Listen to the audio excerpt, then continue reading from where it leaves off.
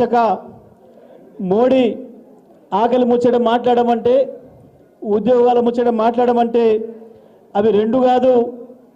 నేను మతం ముచ్చటే మాట్లాడతా, ఈ దేశంలో కొట్లాటలు పెడతా, ఈ ఆకలితో నాకు అక్కర లేదు, మీ ఓట్లతో మాత్రమే అక్కర అని చెప్పి ఏదైతే దుర్మార్గంగా వ్యవహరించిండ్రో దానికి నిరసనగా ఏవీపీకి రాజీనామా చేసి విద్యార్థి సేనా పరిషత్ పేరు మీద కార్యక్రమాలు నిర్వహించుకొని గత 3-4 సంవత్సరాలుగా పోరాటాలు చేసి ఈ సంవత్సరాల కాలంగా ఏదైతే తెలంగాణలో వచ్చిన ప్రభుత్వం దుర్మార్గంగా వ్యవహరిస్తూ తెలంగాణ హక్కులకు భంగం కలిగిస్తూ తెలంగాణ హక్కుల్ని వాళ్ళ గురువులకు ఆంధ్ర గురువులకు అమ్ముకుంటూ ద్రోహం చేస్తూ కేసీఆర్ గారు చేస్తున్న అభివృద్ధిని మళ్ళీ వెనక్కి పంపించే దుర్మార్గమైన ప్రయత్నం చేస్తుందో, ప్రజల కొరకు కాకుండా ప్రజల సంక్షేమం కొరకు కాకుండా వాళ్ళ జేబులు నింపుకోవడానికి ఏదైతే పనిచేస్తుందో ఈ ప్రభుత్వ నిర్ణయాలకు వ్యతిరేకంగా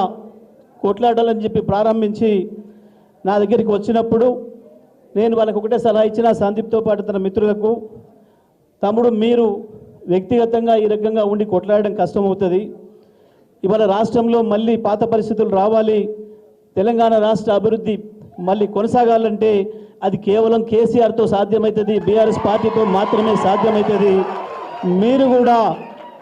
మీరు కూడా బీఆర్ఎస్లో చేరి విద్యార్థి ఉద్యమ కార్యక్రమాల్లో భాగస్వాములు అయితేనే సరైన న్యాయం చేయగలుగుతారు. మన ప్రాంతానికి పర్టికులర్గా సూర్యాపేట జిల్లాలో కేసీఆర్ గారు వచ్చిన తర్వాత జరిగిన అభివృద్ధి ఏందో, నల్గొండ జిల్లాలో జరిగిన అభివృద్ధి ఏందో మీరు చూసిన వాళ్ళు, ఊర్లలో నీళ్ళు ఎట్లా వచ్చి పారినాయో చూసిన వాళ్ళు, నీళ్ళు వద్దు అని చెప్పి అన్నదానిక నీళ్ళు ఎట్లా వచ్చినాయో, ఇవాళ నీళ్ళ కొరకు ఎదురు చూడాల్సిన దుస్థితి ఎందుకు వచ్చిందో అవన్నీ ప్రతి గ్రామంలో చూసిన వాళ్ళు. కాబట్టి తప్పకుండా మళ్ళీ మనకు నీళ్లు రావాలంటే కేసీఆర్ఏ రావాలి, బీఆర్ఎస్ఏ రావాలి. మళ్ళీ అభివృద్ధి జరగాలంటే బీఆర్ఎస్తోనే సాధ్యమైంది.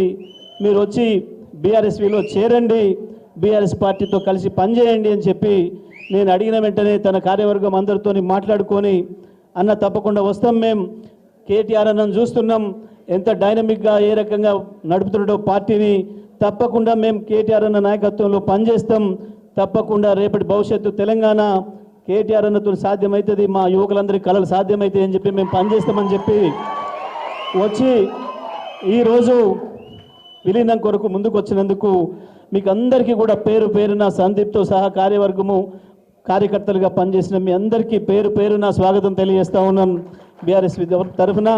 తప్పకుండా విద్యార్థులు అంటే ఎట్లా ఉంటుందో మళ్ళొక్కసారి ప్రభుత్వానికి చూపిద్దాం, విద్యార్థులు కదిలితే ఏం జరుగుద్దో ఒకసారి మళ్ళొక్కసారి చూపిద్దాం. తప్పకుండా ఇవాళ ఇంత పెద్ద ఎత్తున కదిలి వచ్చి మీరు ఈ కార్యక్రమాన్ని రాత్రి 7 అయినా సరే 8-9 అయినా ఉంటామని చెప్పి ఉన్నాం. మీ స్ఫూర్తి ఏదైతే ఉందో, మీ స్పిరిట్ ఏదైతే ఉందో, తప్పకుండా విద్యార్థి ఉద్యమ చరిత్రలో సూర్యాపేటకు తెలంగాణ సాయుధ పోరాట చరిత్రలో సూర్యాపేటకు ఎంత పేరుందో మళ్ళీ తెలంగాణ రాష్ట్ర విద్యార్థి ఉద్యమ చరిత్రలో కూడా సూర్యాపేట పేరే శాశ్వతంగా లెక్కించాలి. ఆ పద్ధతుల్లో రేపటి తెలంగాణ భవిష్యత్తు మన చేతుల్లోనే ఉంది, విద్యార్థి యువకుల చేతుల్లోనే ఉందనే విషయాన్ని నిరూపించే పద్ధతుల్లో రేపటి నుంచి మీ కార్యక్రమాలు ఉండాలని, తప్పకుండా సమాజాన్ని నడపడంలో, సమాజాన్ని ముందు తీసుకుపోవడంలో, సమాజాన్ని చైతన్యం చేయడంలో విద్యార్థుల ఉద్యమాలు అనేకం ఈ ప్రపంచాన్ని ఉరుతొలగించినాయి, ప్రపంచ దిశను మార్చినాయి. మళ్ళీ ఆ పరిస్థితిని తప్పకుండా తీసుకురావాల్సిన అవసరం ఉంది. దానికి సూర్యాపేట నుండి మీరు నాంది పలకాలని చెప్పి, సూర్యాపేట జిల్లా నల్గొండ జిల్లా నుంచే నాంది కావాలని చెప్పి కోరుకుంటూ ఈరోజు వచ్చిన మీ అందరికీ కూడా స్వాగతం తెలియజేస్తూ సెలవు. జై తెలంగాణ, జై కేసీఆర్, జై కేటీఆర్.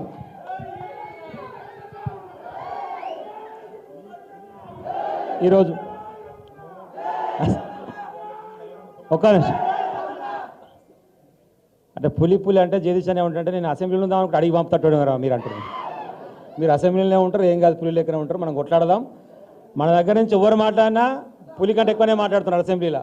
కేటీఆర్ గారు, హరీష్ రావు గారు, జగదీష్ రెడ్డి గారు, వివేక్ గారు ఎవరు మాట్లాడినా ఒక్కరికి కూడా సమాధానం చెప్పే సత్తావతలకే లేదు.